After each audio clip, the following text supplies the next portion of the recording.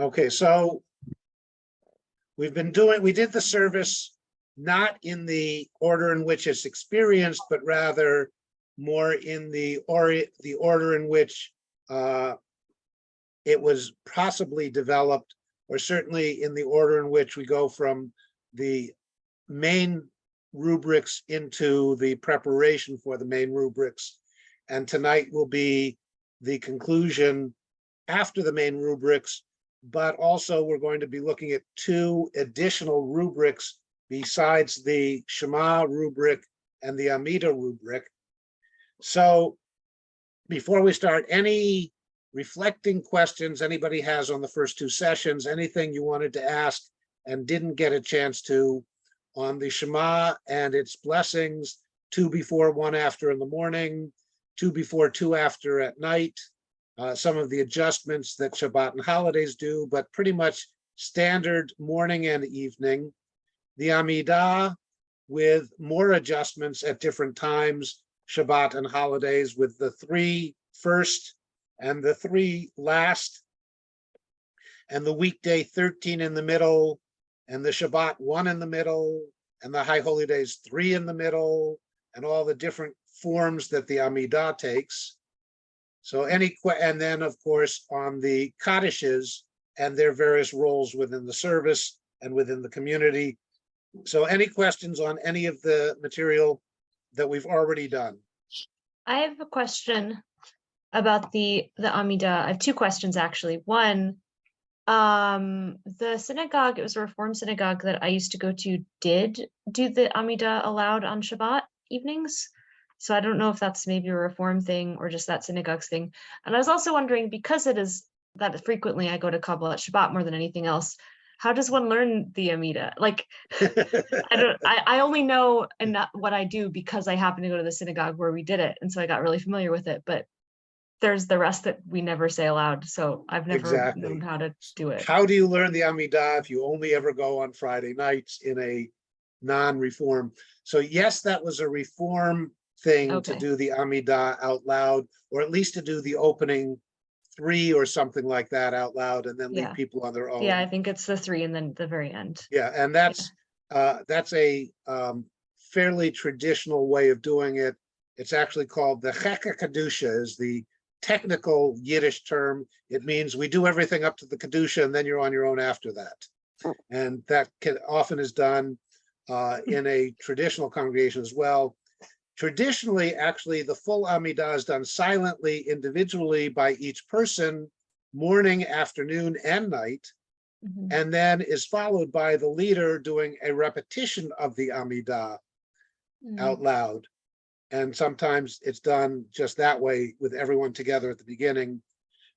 In the tradition, one of the things I didn't show is in a traditional Friday night service, there is actually a repetition of the Amidah in abbreviated form that comes after everyone does the silent one. And it begins with the Avot that everyone knows, but instead of Magen Avraham, it's Koneh Shamayim Va'aretz, God is the possessor of everything. And then it includes, in a sense, a Reader's Digest version of the rest of the Amidah in one paragraph. For those who have gone to traditional or conservative and some Reform in more modern times, there's a whole song, Magen Avot, da, da, da, da, da, which everybody sings as part of that repetition of the Amidah on Friday night. So how do you learn the Amidah if you only go Friday night? Yes, that's a hard question, especially if you go to Reform or you go to a congregation that is invested in the Cheka Kedusha, and so you learn the first 3, and then you're never quite sure what's going on after that. Yeah. Or if you go even to a traditional one and you do it all silently, and then you do the repetition of the Friday night, which is the abbreviated form, again, you're not learning the whole Amidah. And even if you go someplace where they do the whole thing on Friday night, you're still not learning the middle 13 unless you go sometime during the week. So the Orthodox answer, of course, is you learn it because you go all day long. You go every time, not just Friday night. in a more liberal congregation, for those who go through religious school, the congregations I always worked with, I made sure that they learned the Amidah as part of their religious school training. But if you go where it's never said out loud and you're not quite up on your Hebrew, it's hard to really learn. And even if you're up on your Hebrew, you don't learn the melodies if you don't hear anybody singing them. So it's a good question. Other additions, comments, thoughts along those lines? How did the mourner's Kaddish get to be the mourner's Kaddish? I can't speak Kaddish. The Kaddish Yatom, that's actually, there's an entire book that was written by the liturgy professor of Hebrew Union College in Reform Movement on the Kaddish. There's I think it's a 13-part series that he wrote on the liturgy and on the worship service. Who's that? Larry Hoffman. Okay. So, and his books are at the Israel Bookshop. But Professor Rabbi Larry Hoffman actually edited an entire series for the Reform movement about the history, development, and process of the liturgy. And that was done in more recent times when Reform got back into, out of the classical style and back into awareness of what we're not doing as well as what we might be doing. So there's a lot of, obviously I didn't go into detail on translation, didn't go into detail on the various parts. The purpose of this was more to give an overview to the structure and flow of the worship service, so that when you're there for the whole thing, you know where you're going and what you're doing, you know what the ride is all about. If you're there for part of it, you have a little better awareness of what part you're in and what you didn't do that came before and what you still have to look forward to, which is tonight. So any other catch-up questions? Okay, so now that I gave you all of the opening material and I gave you the main rubrics of the Shema and the V'ahavta, the Shema and the Amidah rather, now there's a third rubric, which is Torah service. But Torah service is only done 4 times a week, as opposed to the Amidah, which is done 3 times a day, and the Shema and its blessings, which is done twice a day. So Torah service is done every Monday morning, every Thursday morning, every Shabbat and holiday, and every Shabbat and holiday afternoon at the Mincha service. So the Shabbat holiday Mincha service actually ends up being longer than one would have expected because there's a Torah service added into that particular service. So the Torah is divided up into weekly parshiot, weekly portions, and they're read in a cycle from the beginning of Genesis to the end of Deuteronomy every year, from Simchat Torah to Simchat Torah, from the fall to the fall, ending and beginning again all at one time. Except that's not all the weeds the way it was.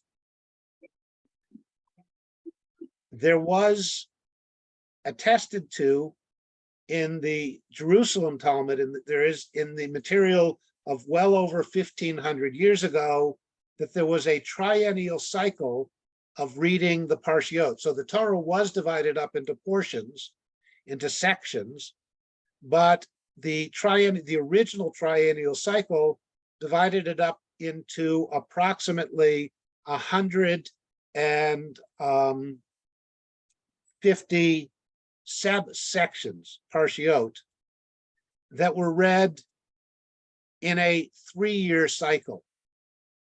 So there was no such thing as actually Simchat Torah. Simchat Torah was a rabbinic invention. There is no Simchat Torah observance listed anywhere in the Torah. Sukkot in the Torah ends with Shmini Atzeret, with the 8th day of convocation, the 8th day of conclusion. The rabbis, when they created an annual cycle, then had the Torah divided up such that it was read from fall to fall, from Sukkot to Sukkot, Simchat Torah to Simchat Torah. But originally, the Torah was read over the course of 3 years. Then that particular community, the Jerusalem Talmud, lost. The Babylonian Talmud won. The rabbinic process of about 1500 years or so ago developed the idea of the annual cycle of reading of the Torah, dividing the Torah up into 54 weeks, and you read each portion in its appropriate week, in its order, from beginning to end and starting again. What people think of as the triennial cycle in the modern view is a conservative movement development of the service was too long and the laners were too slow, and whatever other reasons might have been developed, that if you read the entire parsha on a Shabbat, the services got too long, so they divided the parsha up into a beginning, a middle, and an end. And over the course of 3 years, you read all of the beginning third. Then in the second year, you read the middle third. And in the third year, you read the third third. The Reform movement got around that whole, the portion is too long, by virtually never reading the entire portion, but picking and choosing every Shabbat which part of the portion they were going to read. And this may have been done, and I don't know the history fully in the conservative movement, but it may have been done primarily as an assist to bar and bat mitzvah students, that they didn't have to read the entire Torah portion, they only had to read a third of it. In the Reform movement, they never read the entire Torah portion. They read whatever part of it the bar and bat mitzvah child, the family, and the rabbi picked from the weekly portion. But everybody agreed that there was a weekly portion and everyone was on the same weekly Torah portion. The Torah was then divided up into 54 weekly portions, 54 parshiot. And if you pick up any chumash, you can find the various portions listed. However, the Jewish year, the Hebrew year, is built on a cycle of the moon, new moon to new moon. Each month begins with a new moon. The next month begins with a new moon. A cycle of 12 new moons gives a year. However, the moon arrives every 29 and a half days approximately, which means some months it shows up after 29 days, and some months it shows up after 30 days. And so if you take a 30 times 6 plus 29 times 6, you do not get 365, you get 354, which is approximately 48 weeks. So the new moons, 12 of them, give you an opportunity to read 48 of the 54 parshiot. But you have to be in the right parsha every week. And if you only read 48 of them, when you get to the next Simchat Torah, you're not at the end of Deuteronomy. You're some 5 or 6 parshiot short. Not only that, but you are also 11 days short of the seasonal cycle of 365 days. And so the rabbis developed a calendar such that 7 times every 19 years, you add a month to get caught up to the seasons. So if Passover one year is on March 31st, the next year it's on March 20th. Not bad, it's still the beginning of the spring. But the next year it's on March 9th, which is too early to the beginning of spring. So you have to add some days to push it back into the spring. You add 30 days, and now you are on April 8th. And that's okay. And then the next year, you're back on March 29th. Not bad. And then the next year, you're on March 18. Oops, too early. We better add another 30 days in. And then you're pushed forward even more. But then you have 2 years to fall back. So what happens is you lose 11 days, you lose 22 days, you lose 33 days. If you add in 30, you didn't add in enough. You lose 11 days, you lose 22 days. If you add 30 every other year, you get too far. So that's why it's not 7 every 14 and not 7 every 21, but 7 every 19. Fortunately, we now have calendars that we get from funeral homes or the butchery or CJP or any place else that puts them out. We're now hebcal.com. And so the work has been done for us, but some 15 to 1800 years ago, the work was not done for them. The rabbis had been, the Jewish community, the Hebrew community, the Israelite community had been doing it for hundreds of years by the seat of their pants. Every year they said, do we add a month? Don't we add a month? Do we add a month? And the rabbis had several hundred years worth of records and figured out that it was happening every 7 out of 19 years. And they created the calendar, and it has never needed adjustment since. But what happens in a year that you have 13 months and 54 weeks? Nothing. You've got the right number of parshiot for the year. But in a year when you don't have 54 weeks, which could be a leap year with only 52 weeks or 53 weeks, or a non-leap year with only 48 or 49 weeks, the rabbis then developed a system whereby certain parshiot were doubled up on years that weren't going to be 54 weeks long. All of this sounds very complicated, and it is. However, it works and has been working for thousands of years. Some weeks, however, Shabbat falls on Rosh Chodesh.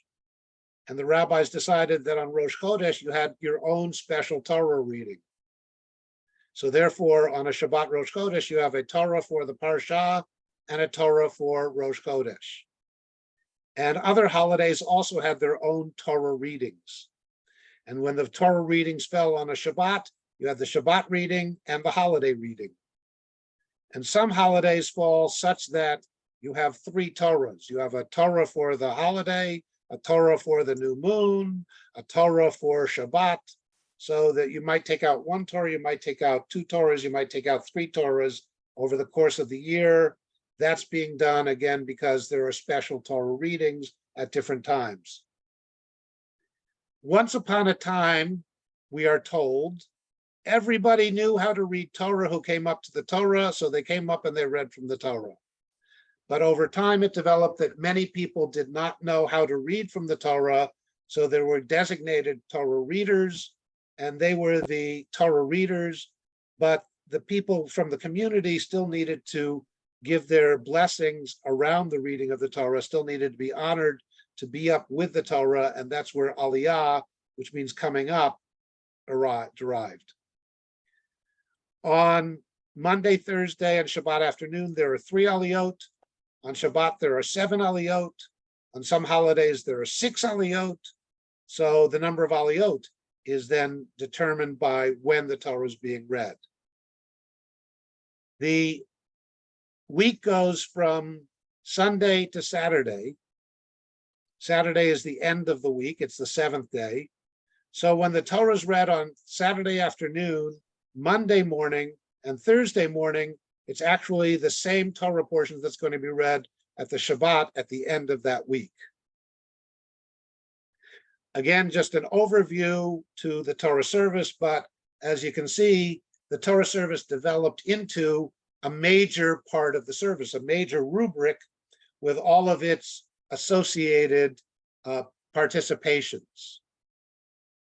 Aliyot, reading the right portion, right number of Torahs, all of that was in the Torah service.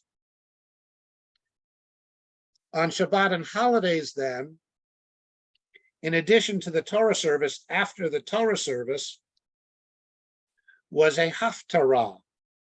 Haftarah does not come from the word half Torah. Haftarah comes from the word maftir, which means conclusion, the concluding. And so when there were 7 aliyot, notice it was plus a maftir. So after you finished reading the Torah, you didn't want to rush away from the Torah, so you went back and added another aliyah, which was the last portion of the 7th aliyah, and that was the sealing of the Torah reading, the concluding. Even within the reading of Torah, then we have a warm-up, the calling of the aliyah, the blessing before the Torah. Then we have the major practice, which is the reading of the Torah. Then we have the cool down or reflection, which is the maftir and maftir blessings and the blessing after the aliyah. And then the rabbis developed a sermonic device, which was they picked a portion from the books of the prophets that they felt somehow matched something in the Torah portion. And so the cycle of Haftarah readings are connected to each of the Torahs. So each parashah has its own distinct prophetic reading that's read as part of the Shabbat and holiday morning service. On Shabbat and holidays, then, after the maftir, the Torah is then dressed, and we then have a musaf service, which actually begins as soon as the Torah and Haftarah are done. We'll look at the structure of the musaf service shortly. The musaf, literally the word means added on, the additional. And it was because there was a musaf blessing, there was an additional blessing that was done in the sacrifice, rather, that was done in the temple when the temple stood.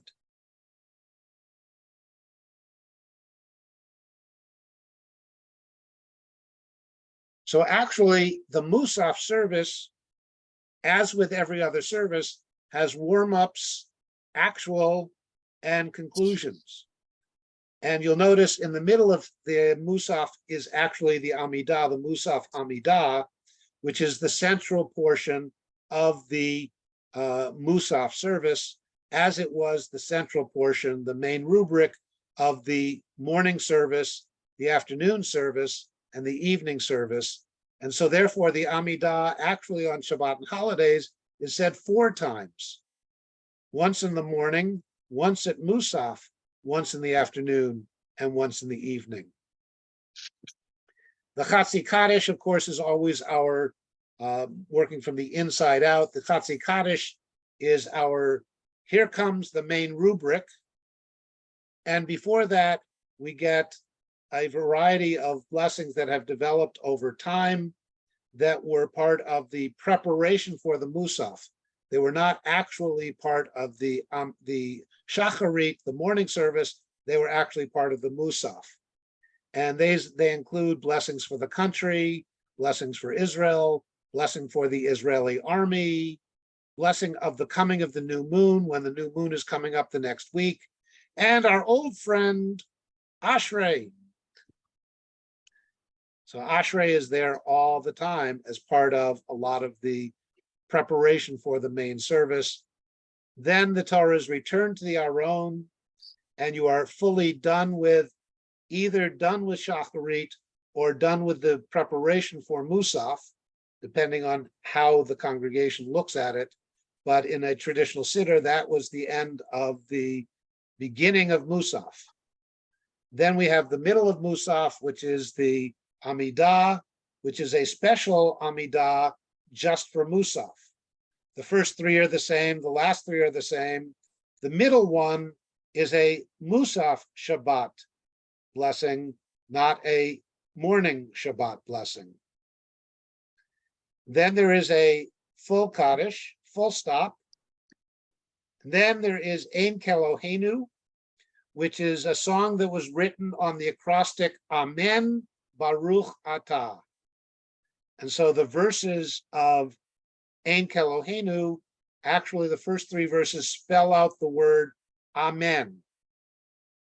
And then as soon as you say Amen, you're ready to move into another blessing. And so the fourth verse is Baruch, and then the fifth verse is Atahu. Then there is another rabbinic text study for Musaf, because you have to study the sacrifices that you would have been doing if the temple had stood, so that you're all ready for the when the temple stands again, you're ready to do the rabbi's view of those sacrifices. And of course, once you have a rabbinic study, then you have to do a Kaddish de Rabbanan. You have to do a praises or a sanctification of the rabbis and their teachers. So before I go on, any questions up to this point about Torah and Musaf are additional rubrics? That's a lot. It is. Good thing we have a Siddur, so we don't have to know any of it. We just follow along whatever is listed there. But again, that's the overview.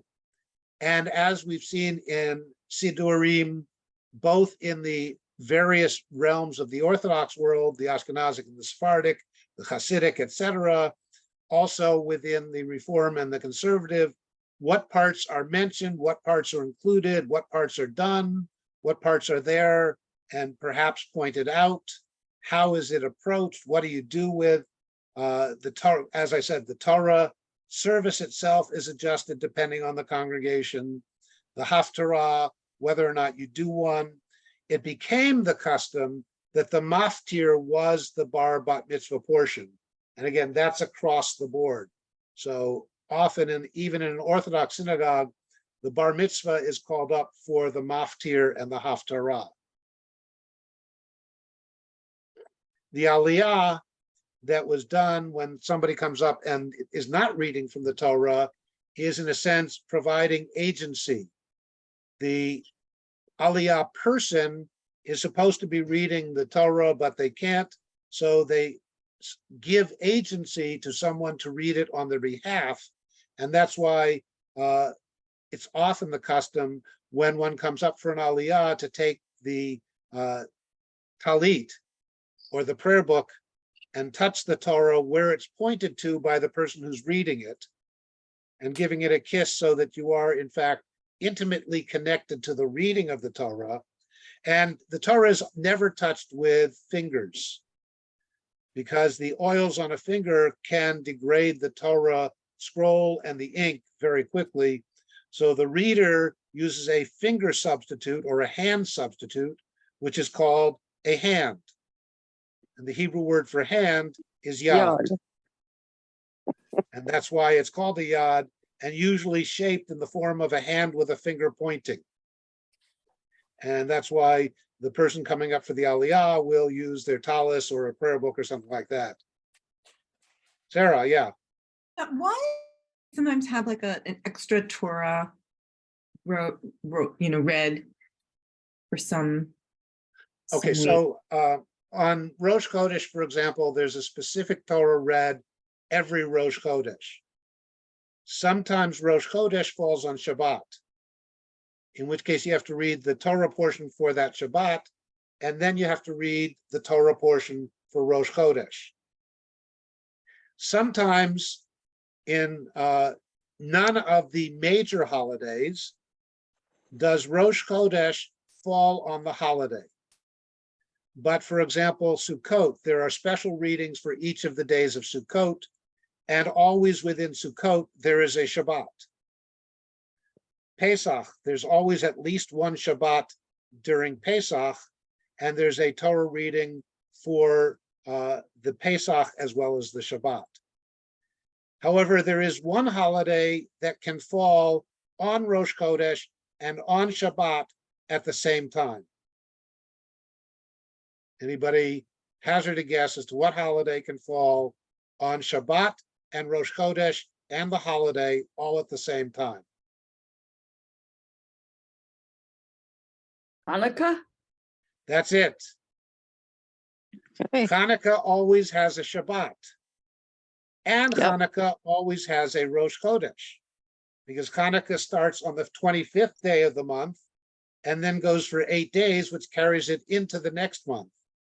That's And right. Hanukkah, like the rest of the holidays, has its own Torah reading. So when Hanukkah and Shabbat and the Rosh Chodesh of Hanukkah all fall together, you have to read 3 Torahs. But the Torah that's read for Shabbat always takes precedence. So first you read the Aliyah, the Parsha rather, for the Shabbat. And then instead of a maftir going back and doing the last 3 lines or whatever of the Shabbat Parsha, you then read the second Torah, which is the festival, Rosh Chodesh, whatever Torah. So the Shabbat festival, the Shabbat second Torah is always the maftir Torah.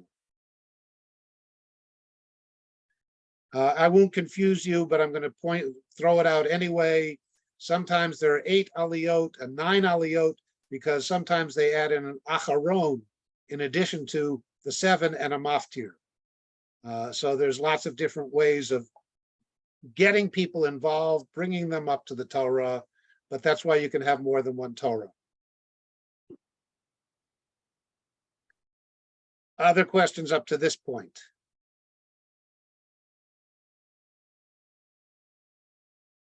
All right.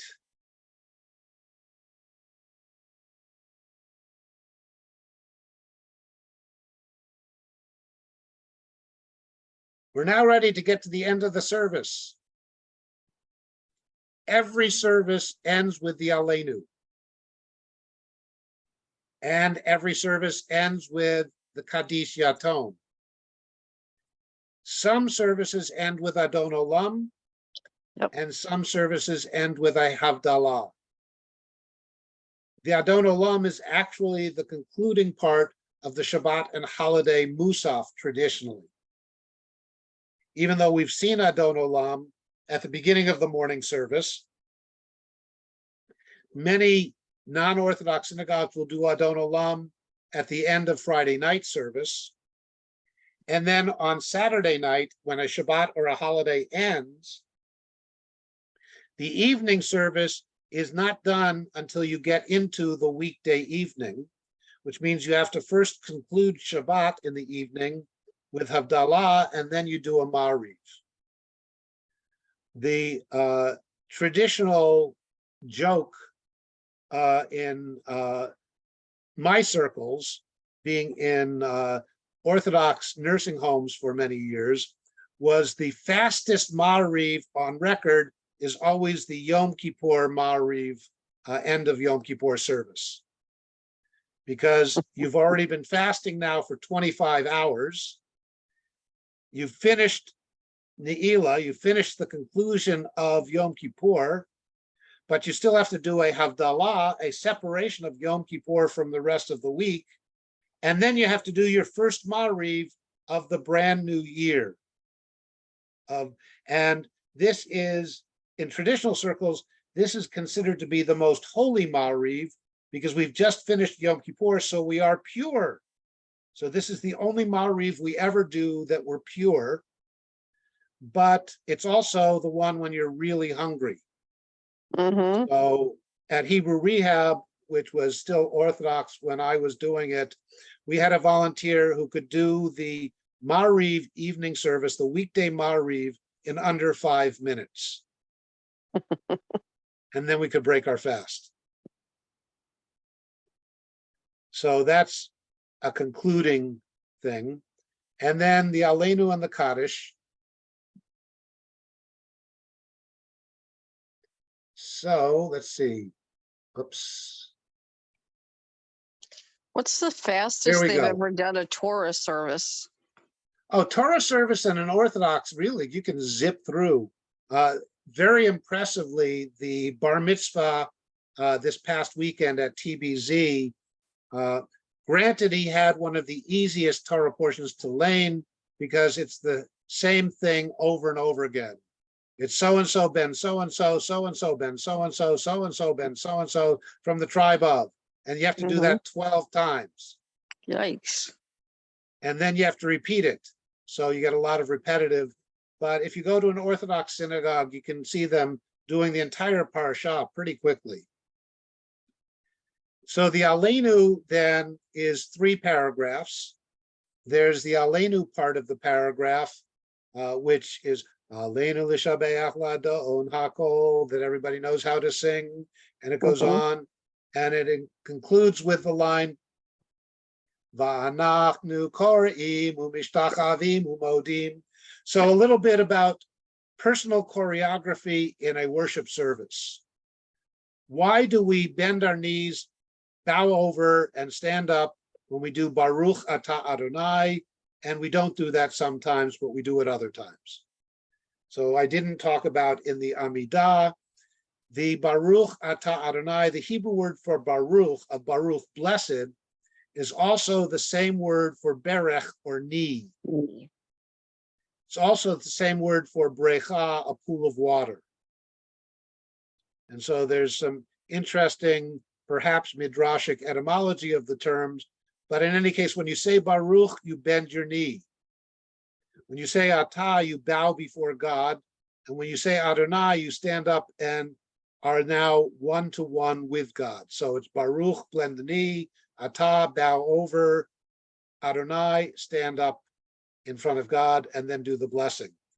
In the Amidah, that's done at the beginning and the end of the blessing. The rest of the Amidah is actually considered to be part of that opening blessing. And so traditionally, you don't actually bend, bow, stand up for any of the rest of the Amidah, only for that.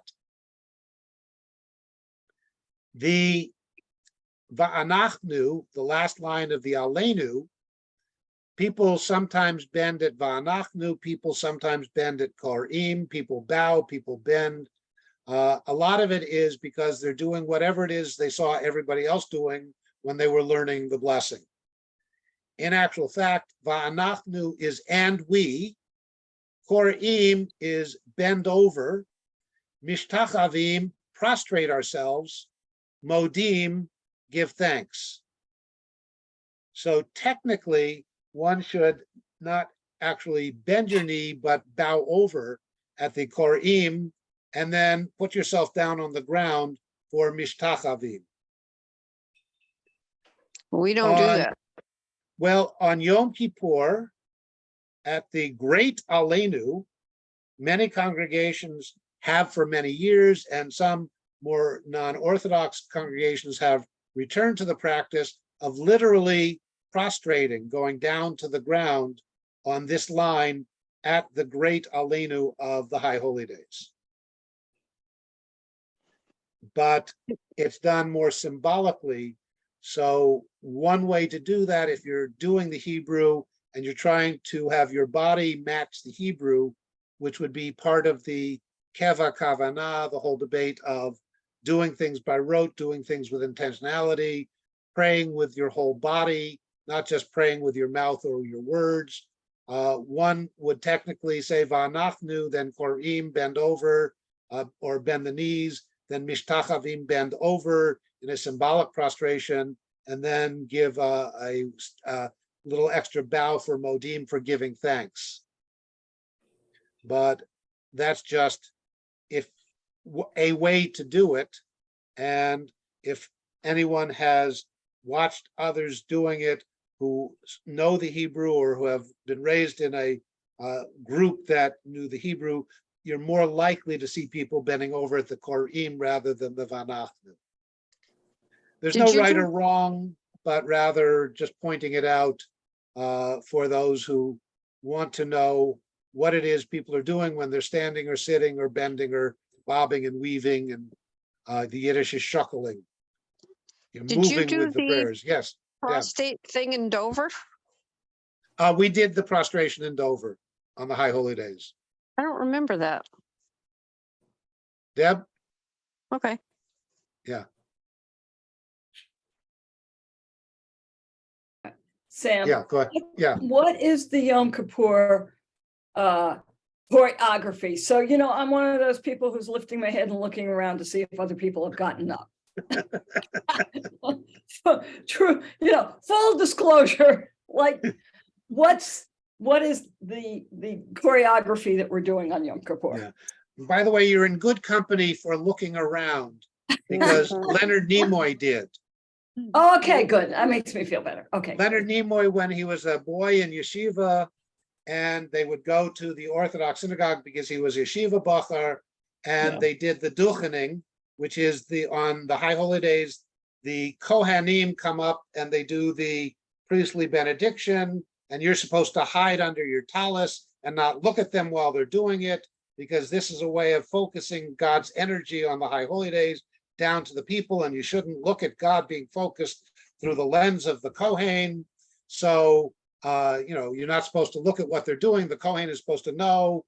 Leonard Nimoy shared in a video that he in fact watched, and from then on in Hebrew school and in yeshiva, he was always teaching himself to do this. And when it came to have the Vulcan salute, that's where he got it from, was that.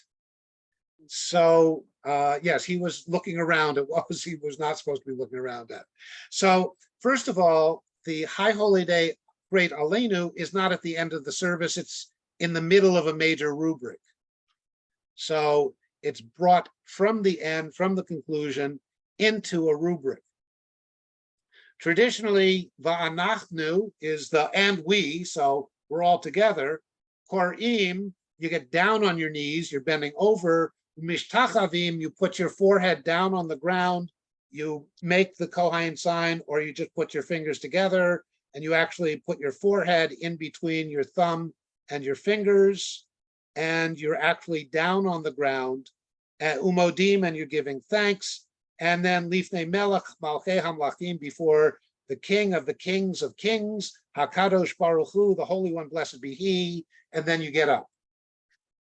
So you actually stay down for the rest of that particular line, would be the traditional way of doing it. One is supposed to be doing that and taking time with it, because this prostrating yourself, this going down on the ground, is bringing everybody down to the same level. Nobody is higher than anyone else. Everyone is just down there and recognizing God is the great ruler, Melech Malchei Hamlachim, the ruler of the rulers of rulers. Literally is what that line says. So we are nothing in God's eyes. We are nothing in God's presence. We're supposed to be reminded of the equality of everyone. And that led, of course, to a classical High Holy Day story of the rabbi, the cantor, and the president of the congregation who are up at the ark doing the great Aleinu, and the rabbi down in that position holds it even after the last line and says, "Oh God, I am nothing before you. All my talents, all my knowledge, all my teaching, everything that I have is nothing in your eyes." And the cantor is so overwhelmed by the rabbi's personal prayer that the cantor says, "Oh God, I am nothing before you. I have my great voice, and I have my capacity to teach, and I have all these other gifts, but they are nothing in your eyes." And the president of the congregation, then overwhelmed by the rabbi and the cantor, says, "Oh God, I am nothing before you. All my wealth, all my power, all the people that I have hired and fired, all that I have done in this world is nothing before you." And then a poor tailor, so overwhelmed by the rabbi, the cantor, and the president, that he comes up and he bows down in front of the ark and says, "God, I have nothing except my simple talent with a needle and thread. I am nothing before you." And the president nudges the cantor and says, "Look who thinks he's a nothing."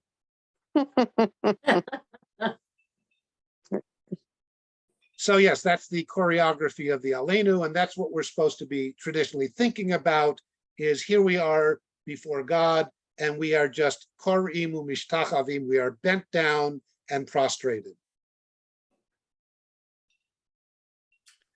The second paragraph, and by the way, on the Leonard Nimoy, back when we were doing the Shema, traditionally, when you do the Shema, you cover your eyes, because it says, listen, and it's always hard to listen with your eyes open.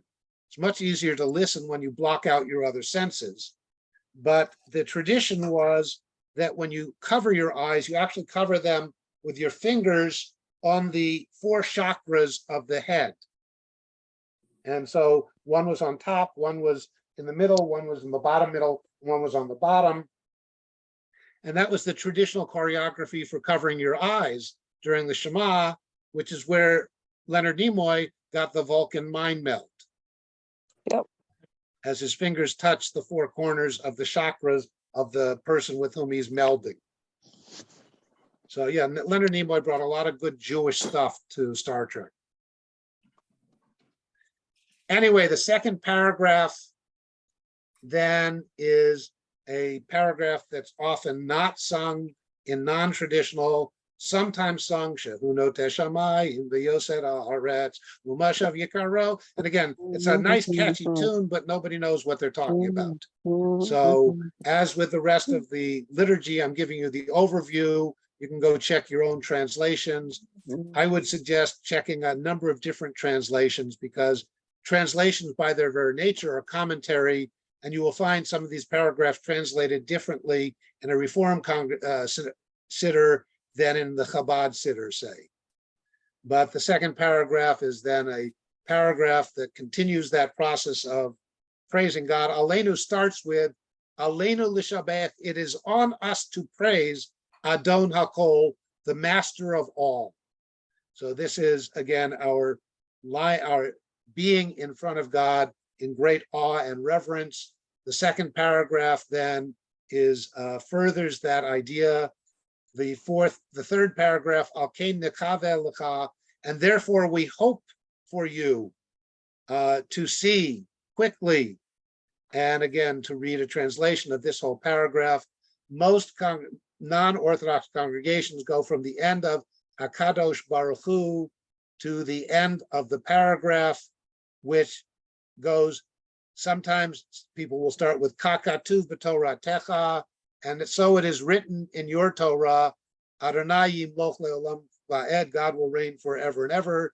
But some go straight to the Ne'emar, and it is said. So that's the end of the Aleinu.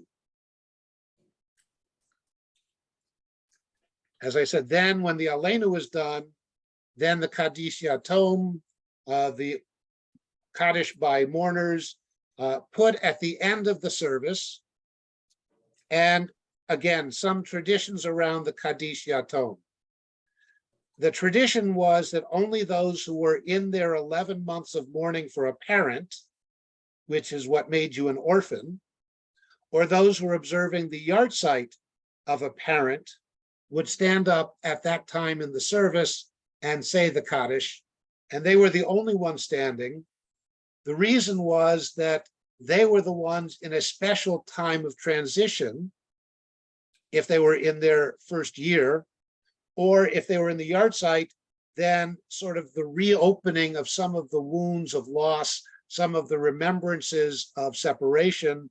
They were given some support by the community by being recognized as being distinct from the rest of the community because of their period of transition. And that's how the Kaddish Yatom would have become the mourner's Kaddish. Some in modern congregations, especially in the non-Orthodox world, have said there are many people for whom there is no one to say Kaddish, and therefore they stand in honor of those who have no one to remember them, but remember them for themselves. So some will stand during the Kaddish, some will sit during the Kaddish, some will stand for their own personal Kaddish, some will stand for more of a communal historical Kaddish. There are different ways of doing the Kaddish and who says it. And otherwise we looked at the Kaddish.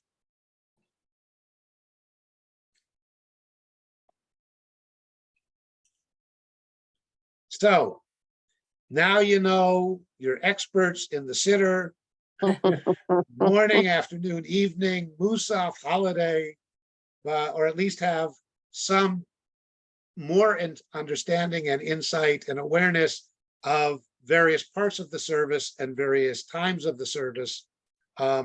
Getting back to the original question of how do you learn the Amidah, if you never actually hear it, the same question is asked about all of the rest of that. How do you learn Mhm. these things? How do you learn the Musaf service if you never hear it? At TBZ, for example, the Musaf service is pretty much done silently.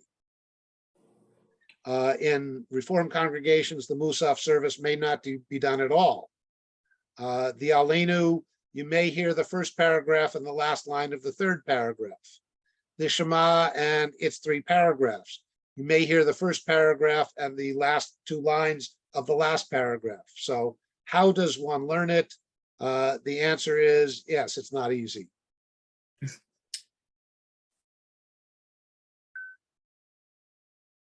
Other questions, comments, concerns?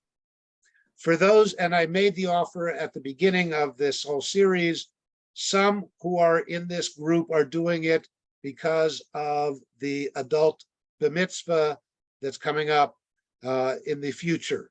At some, is there a disclosed date yet for it?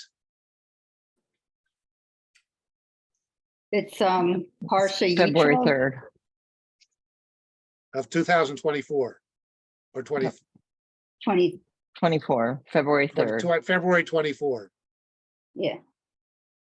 So for those who are working on an adult bar mitzvah, bat mitzvah, group bar mitzvah, of whatever, if you wanted and you are not getting otherwise some deeper awareness of certain aspects, what do the prayers say? How have the prayers developed or changed in different formulations, different siddurim? Certainly glad to be available as those studies continue. For those who are not in that track, but are in other kinds of track, also available and glad to help out wherever I can. And then finally, for those who are not quite as fluent in reading Hebrew as they would like to be, and that includes everyone from I don't know an aleph from a bet to my reading fluency isn't bad, but I have a whole bunch of confusions. I have in the past and am glad to do again. You will learn to read the entire alphabet and the vowels in 5 to 6 weeks in a crash course that I give through TBZ. Just let Rav Tiferet know if you're interested, and if she has enough of a group that is available to be done as well. For those who would like to delve more deeply, who are fairly fluent means you can actually read a blessing at whatever speed and recognize all the letters and vowels in it, and would like to delve further into Hebrew reading fluency and Hebrew comprehension. Sunday mornings, I have an ongoing reading and understanding the Hebrew Torah, which is always open to people to join in. And don't be shy, because those who are now so great at their reading after 3 years were not so great at their reading 3 years ago when they started the group. And they're therefore Correct. very supportive and sympathetic to anybody who is where they were 1, 2, or 3 years ago. And it's a So that's also fantastic group. available to anybody who would like to participate. I love the group. Yeah, we have fun discussions outside of just the Torah as well. Rabbi Sam, do you know when you'll be doing the Hebrew, the beginner's Hebrew? Beginner's Hebrew will depend on when Rav Tiferet puts it into the schedule, which will depend on when she has enough of requests to form one. Yeah, and then would you do that once a week or? So yes, we do that once a week for 6 weeks. Okay, And actually you learn to read in 5 weeks. The 6th week is then really putting it all together and a little bit of a review to make sure that little confusions haven't crept in over the course of the 5 weeks. I did that, by the way, at MIT when I was the rabbinic advisor at MIT. They have a program every January at MIT of crash courses of everything you wanted to learn that you couldn't take through the MIT curriculum. And those were fun things, including hummus making and tours of hummus factories and other kinds of things that Hillel offered. But one of the things that I offered was learn to read Hebrew in 2 sessions of 4 hours each. That was 2 days in a row. Wow. But MIT students claim that being at MIT is like learning to drink from a fire hose. Hmm. So they were willing to subject themselves to that. I do, it's about an hour and a half a week for 5 weeks. And the reading fluency and the capacity comes from practicing every day in between that once a week for about 15 to 20 minutes a day minimum, which is much better than practicing one day for an hour and a half. Yes, it is. Wish I could make myself do it.